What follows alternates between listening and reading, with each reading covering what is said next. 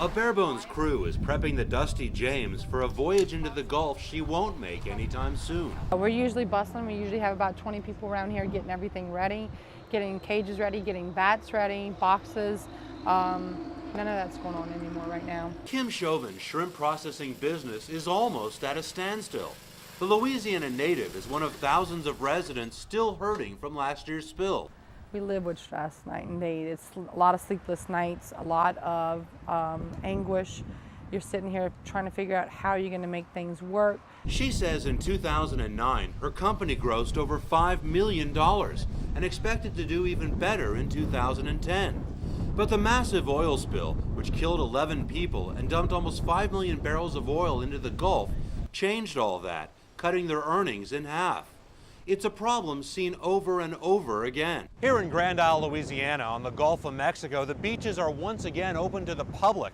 It's totally different than it was at this time last year. When the beaches were closed, you had containment booms going as far as the eye could see, and there were balls of tar all over the sand. Just one small ball of tar was visible on the sand, but it's enough to worry tourists who make up the vast majority of the area's economy. At Ricky's Motel, business is down almost 60% from this time last year. We're getting the reservations, but then people are calling and turning around and canceling, hearing whatever they're hearing on the news media, you know. So, I mean, I wish they'd all come back. Many of those folks are fishermen who worry about the oil's impact on their catch. But angler Matt Treadway says the fish seem to be biting. It looks good. It looks, as far as overall looks, it looks about the same as it did before. How's the fishing?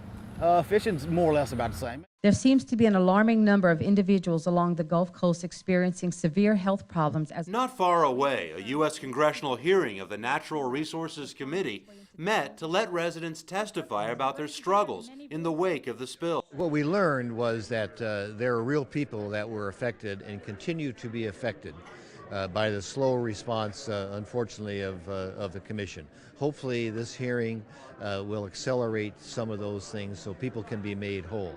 They heard concerns about a lack of payments from the $20 billion Gulf Compensation Fund set up to help residents survive, and the committee promised to look into it.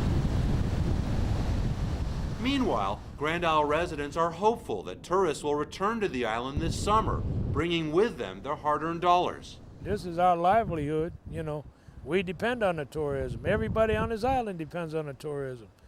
And if we ain't got the fishing that we normally have, or the shrimp, or the crabs, you know, it's all out the window again. And while Kim Chauvin is worried about making ends meet, she promises to never give up her family business. You know, I have to have faith that this is going to work out. Do I sometimes fall in that faith and get discouraged? Yes. You know, it's a day-to-day strive to pick up and move again. But they keep on moving as the Gulf Coast economy slowly comes back to life.